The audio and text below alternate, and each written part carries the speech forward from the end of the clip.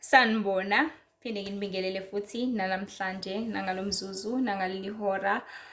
Kuhlezi kwenkulu nemnandi intokozo kusukela ekujuleni kwenhliziyo yami ukuthi sidlulise amazwi kababa ohlala ekhaya ezulwini, ngokuba uyathanda ukuthi sizazi izinto eziningi, siziqonde, sizisize, sibuyisane naye ebese senza intando yakhe. So nje namhlanje kumhla ka-21 May ngivuka nje with a very short message but enomyalezo ojulile kakhulu.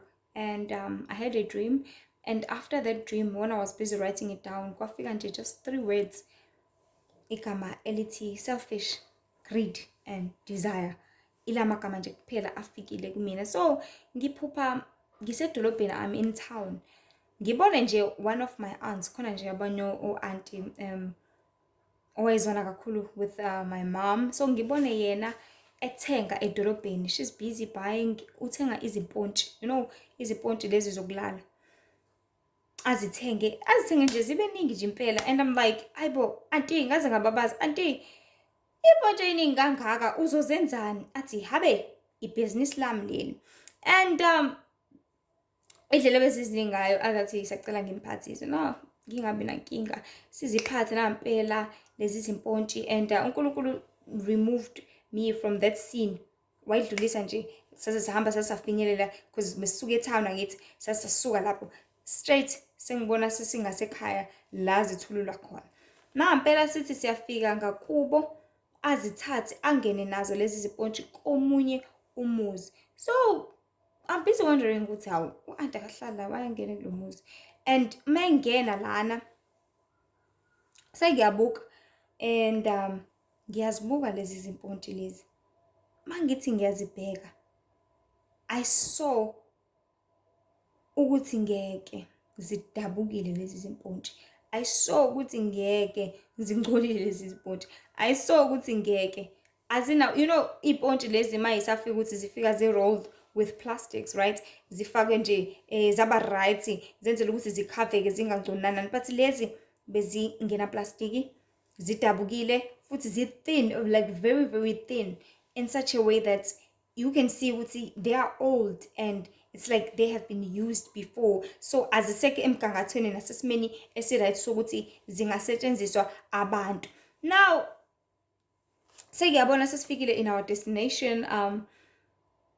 Ngiyabona ukuthi this sponge they are not good for abantu, but lo auntie lo uthi ibhizinisi lakhe. So I'm like, uzodayisela abantu into enje, into edabukile? Sonke siyazi ukuthi into edabukile into endala, into esengasena msebenzi walutho, into futhi engcolile. How can you sell people into engcolile and then you call this a business and then you care about people abazothenga lezo zinto? But ke, and I was like, ayibo auntie, uzobadayisela kanjani abantu izimpontshi ezinjena?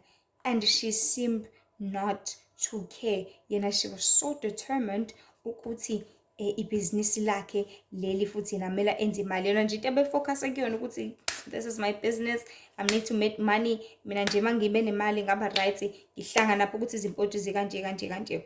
Okay, akayingeni nje indaba ukuthi izimpontshi zingcolile. So as I was writing this dream down, like I said, ukuthi these 3 words came.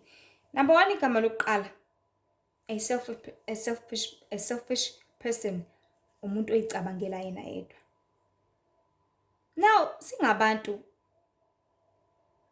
kunento enzima elikhulu ebuhlungu. Ngizothi ibuhlungu because abantu abaningi abayinakile indlela abantu asebe selfish ngayo nje manje. Abantu abaningi abanakile indlela abantu asebezicabangela kubona kuqala kakhulu. Because I remember nje kudala ukuthi sasithi masihleli nje umuntu athi avela kubuza ukuthi awukakalambi, ayibo awulambile.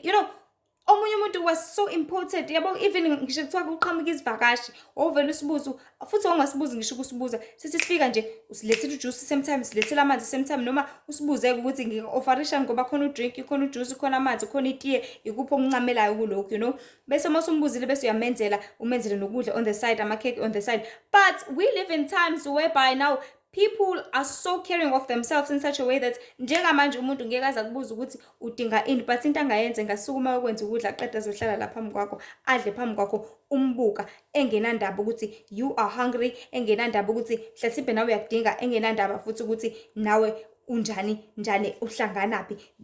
Yena nje right wasutha wanela seku right. So umuntu oselfish umuntu ozicabangela yena yedwa ngaso sonke isikhathi, everything ingaye, everything kumele ize kuye, everything kumele ibenefite yena, akanendaba nabanye abantu. Now in these times, in nowadays, we live with such people as that lady and that dream. Into abenendaba nayo ukuthi mina mangithola imali nje nge-right, akanendaba ukuthi labantu abadayisela lezi zimpontshi mhlasimbe nezinembungulu, mhlasimbe zinentuthwane, mhlasimbe zinokuthi nokuthi, just because uyitholile la li-affect ayithole kuzona, whether zindala whether zinjani wazithatha, as long as izoqhubeka ibhizinisi. Because now intengo futhi nokubiza kwezinto sekuyanyuka in such a way that abantu they will use whatever ekhona, they will try every means. Because izangoma nje manje noma inyanga seyihlanganisa noma iphi imithi just so that ibhizinisi izoqhubeka, just so abantu bezoqhubeka bengene, ukuthi isiyabiza into ukuthi even in businesses ama-business ayakhula, right? Mhlawumbe ubune business okudayisa, let's say ubudayisa iy'ngubo, mhlawumbe uyafika lapha seziyabiza iy'ngubo lezo kade uyidayisa, usungathola enye i-supplier eney'ngubo ezi-cheaper, whether iy'ngubo ezo-second hand kangakanani, awusenandaba ukuthi kukanjalo, as long as wena uzoqhubeka uthole this money. So people, we live in times lapho khona abantu impilo sebeyifuna ngenkani, ngendlela abayijwayele ngayo, so that kuzoqhubeka ngendlela abathanda ngayo, whether ngisho kuthiwa kwehla kangakanani. So it's like nasesitolo modayisa wenzela ukuthi ibhizinisi lakho liqhube, usungadayisa ngisho into endala, usungadayisa ngisho into ekhuthile, usungadayisa ngisho into ebolile. Why? Just because ufuna uqhubeka nale nto, ubone kahle ukuthi akusenzeki, akuseyona ngale ndlela bekumele kwenzeke ngayo, but because you are used to this kind of life, you are used to having this business, you are used to selling, you are used to gaining money each and every day, you want it ngenkani njengamanje, kanti usubhizi usulimaza abanye abantu in the meantime, usubhizi uthwalisa kanzima abanye abantu in the meantime. Abanye abantu kumele badliwe zimbungulu manje because of your selfishness. Abanye abantu kumele basafarishe bahlale epontshini for futhi ngezi zizilahle ngisho isikhathi eside because they are so old. Kumele bahlale kuzona bayisebenzise kunjalo because of your selfishness. It's very painful, bantwana bakaNkulunkulu. It's really, really painful. Number 2, greed, umhobolo. This is the hard one. Abantu banomhobolo njengamanje, abasafune lutho ezowabela abanye abantu. I remember nje this story wake wathi omunye ugogo yazi kudala into eyayenzeka kwakuthi mangabe kushoniwe, mhlawumbe umudlulile isihlobo sakho, because kudala babengasebenza ngithi babephilela ngokulusa betshala nani. So kwakuthi makushoniwe, mhlawumbe kushone kulomndeni, omunye umama athi mina ngizoza namabhakede o-25 liter wabhatata abawu-3, omunye athi ngizoza no-20 liter bamadumbe abawu-3, omunye athi ngizoza nesisaka lebhathanathi, omunye athi ngizoza namathanga awu-10, omunye athi ngizoza namakinati, omunye athi mina ngizonikela ngenkomo, ngizonikela ngembuzi, bese kuyahlanganiswa athwaliswe lo dlulele isihlobo sakhe, afihliswe bese kuyadlula kube mnandi kube njeya. But njengamanje akusenzeki kanjalo, ngithi wonke umuntu usenendaba nokuthi ngilandela imali, wonke umuntu usenendaba ngokuthi ngiyasebenza, ngino 1 no 2 no 3. So abantu sebenomhobolo in such a way that even emgcwabeni la kumele ngabe bayothwalisa khona, but bafuna ukuthi lama drink abafike nawo bawophuze khona la, noma amanye baze bagoduke nawo, abanye baze bahlalela ukuthi ukudla la emgcwabeni kuze kuphele kuqala. Sifuna ukubona ukuthi uzosiphani, sifuna ukubona ukuthi njengoba bemthwalisile bamlethele ukudla okungaka kulesi stokfela sabo sokudla semgcwabo, uzosinikani thina siwumndeni, uzosenzelani thina, uzosibonga ngani, uzosenzela ini. Abantu sebenalo mhobolo lo, because abantu sebehlezi belangazelela, behlezi bekhanuka, behlezi benxanela, behlezi benayo behlezi benalo mqondo lo ngaso sonke isikhathi ukuthi it's all about ngizozuzani mina, ngizozuzani njengoba ngifikile nje ngaspend 100 rand ngize la emgcwabeni kasisi, ngizotholani mina, uzonginikani wena, kuzokwenzeka ini. So people banalo mhobolo, banalo naloko abasanaliseki, abasafuni ukuthi kube yibona abasizayo bese uyasiza bese kuphela kanjalo, but usufuna ukwazi ukuthi njengoba ngisizile mina ngizokisiza ngani. I scratch your back, you scratch mine. How are you going to scratch mine if I scratched you? How do you expect a person odinga usizo, odinga ukukhaliswa, odinga ukuthwaliswa ukuthi ngiyena kumele kusuke kube uyena futhi ozosiza wena? Sorry. Abantu baze bacomplain emgcwabeni, awu saze sadla kabi, awu thina sikuthola asawathola ngamakhekhe, sikuthola ngisheshe kwaphela. Hello, lo muntu uyakhala, lo muntu uswele. Ngathola ukuthi kushone ilokhu njalo i-breadwinner khona la ekhaya. Nizokhala ngokuthi iy'ngane lezi zincisha amakhekhe. I mean, how insane. How much umhobholo can abantu behave? How much greed can abantu have? And that lady is so greedy. Because akanendaba nabantu. Ugreedy ngale ndlela ukuthi yena nje medayisile nje mina ngi-right. So umhobholo umuntu ogombela kwesakhe. It's all about me. Konke kumele kubelonge kumi. Yonke into engiyifunayo kumele ngiyithole mina. Noma ikanjani, whether you deserve it, whether you deserve noma ungayideserve, kumele ayitholile. And akanendaba kuyena ukuthi wena lento engikunikeza yona i-right izokulingana. Thatha. Nonginikeze leyo mali nje. These kind of people who do izinto, exactly, it's these kind of people abaze bazinikele ekuthwaleni, because what they want is just the money. Azathwale ukuthi uyafa umntana kasisi ngihlanganaphi. Inyanga ithe uyena onegazi elifresh. Inyanga ithe uyena onegazi elihle. Inyanga ithe uyena ofunakalayo because uyena onepower, uyena onesifo onesiphiwo samaphupho, uyena onesiphiwo sokwenza 1 no 2 no 3. So manginikele ngaye ngizoba right. Akasena ndaba ukuthi inkosi yami usisi uzokhala, usisi inkosi yami kuphela kwayo ingane yakhe. Usenalo mhobholo ngaleyo ndlela ukuthi yena they just want power, they just want money, they just want whatever that they want ngesikhathi abafuna ngaso. Ngisho kuthi uchitha igazi labantu abawu-100 akanandaba, as long as uzothi mase kuchithekile lela gazi ezokwazi ukuthi athathe leya position yaloya msebenzi loyana amsusile kwi-position because ufuna leya position. Because these people abanomhobholo, yabo ukuthi mayibuka nje into usuke eseyifuna same time. Mawubuka nje ukuthi wazana imoto enhle, unomyeni omuhle kanje, anomuzi omuhle kanje, akayideserve lento. And engenza nanoma yini ukuze ayithole, whether uye enyangeni uyothwala, whether uchitha igazi, whether engaze nanoma yini, because umona usuke esweni.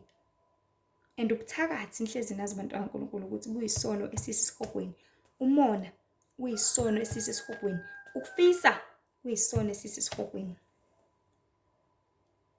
And abantu abanomhobholo, abantu abakanjalo, abangenandaba nabanye abantu, abanendaba nabo. Thola ukuthi lezi sponge nje leziyana umama uzolala nengane mhlambe esana 7 days. Alale nayo.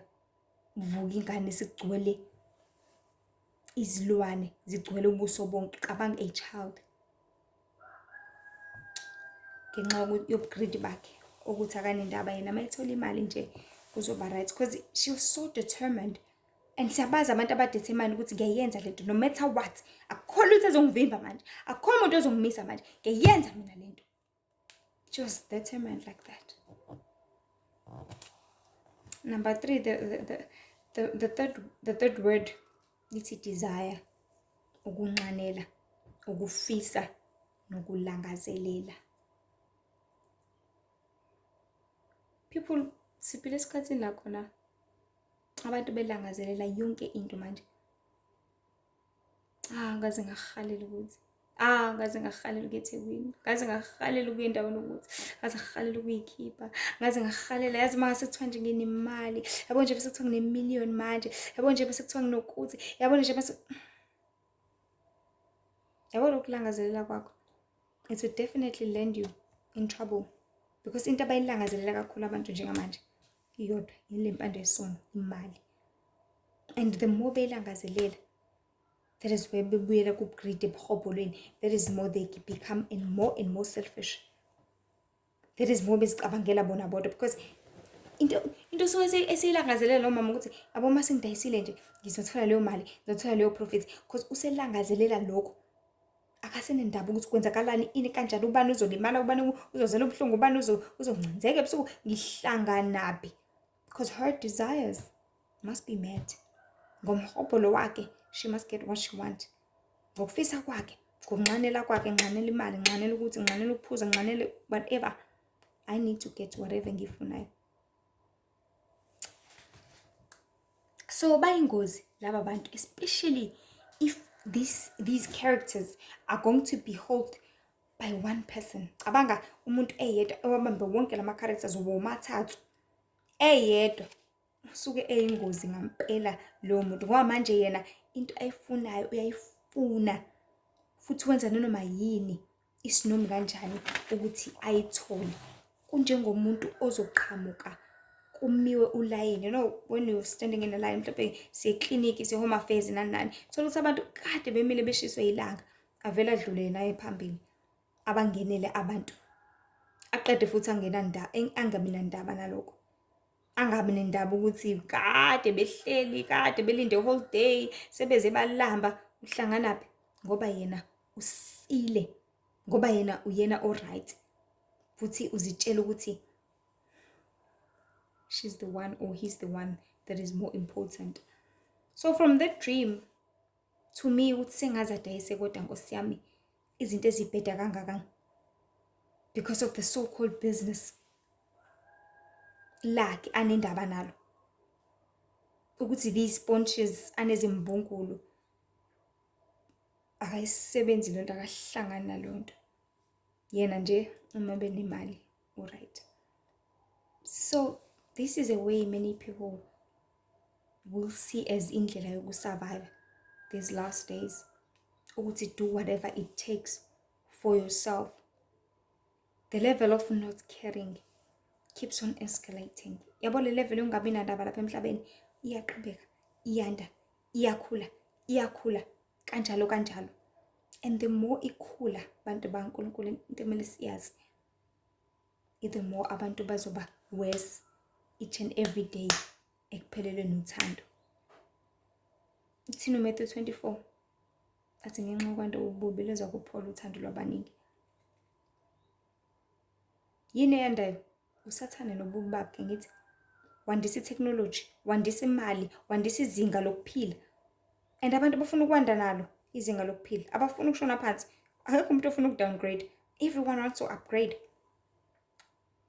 Ububi biyanda, and the more abantu befuna ukukhula, usele ngihlangana naye, because it's bringing more things, more technology. Let's say manje uzo implement ukuthi everyone must have i-robot emzini wakhe, and ukuze ube ne-robot kumele ube no-10,000. Wonke umuntu uzogijimela ukuthi okay, ngizokhanda kanjani lo 10,000, ngizokwenza kanjani. Ongenawo akanawo, akahlangani.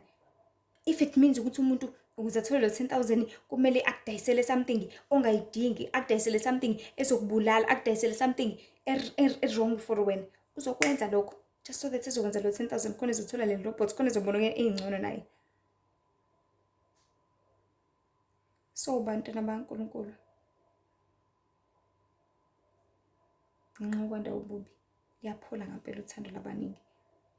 And even the so-called believers nabo phakathi, ngoba baningi abangalifuni iqiniso linguJehova umdali wezulu nomhlaba. So ubuNkulunkulu buzosuka buphele kubo uqobo, bese wonke umuntu enze njengokubona nokuthanda kwakhe. So phendukani bantu baNkulunkulu, konakele kakhulu emhlabeni njengamanje. So ukuzicabangela, umhobholo nokunxanela, isihloko sethu. These 3 words: selfish, greed, and desire. It is what we are intending to. It is what esibhekene nakho njengamanje. It is what is going to keep on getting worse and worse lapha emhlabeni. And the more it keeps on getting worse and worse, and the more abantu bezolimala, bezofela isonweni futhi. So people, please be careful. Umyalelo omkhulu uJehova seleze ngawo, umyalelo wothando. Uthanda umakhelwane wakho njengoba uzithanda wena.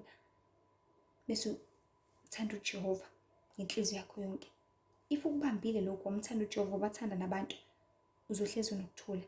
angeke uzohlezi ulandela zonke izinto because azisho lutho lezi zinto lezi zizosala lapha emhlabeni futhi amagugu njalo lelizwe angasho lutho. So ngalo myalezo omncane nje ngifisa ukuthi abantu baqonde ukuthi abantu banomhobholo manje, abantu abanendaba namanje, abantu ba-selfish manje. Ngingacabanga ukuthi abantu basafana, abantu they all desire, banqanele. So no one cares about you. It's all about you. Come back to the Lord. He's the only one who cares about you. Uyena yedwa onendaba nawe, uyena yedwa onendaba ukuthi udlile usuthi unjani, uyena yedwa onendaba ukuthi u-right yini, uyena yedwa onendaba ukuthi u-happy yini, wena nokuthula yini. So in order for you to come back to the Lord, you need to surrender to uNkulunkulu. Kumele ubhabhadise, wamukele uJesu njengoNkosi nomsindisi, uhlengwe, ukholwe.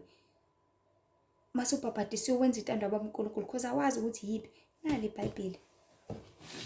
You know this book, iyona ncwadi le engakufundisa ngawo, ikutshela ukuthi yini okumele uyenze, yini okumele ungayenzi. Iyona ezokucoach. This is the only manual ekhona lapha emhlabeni ezokutshela iqiniso lodwa.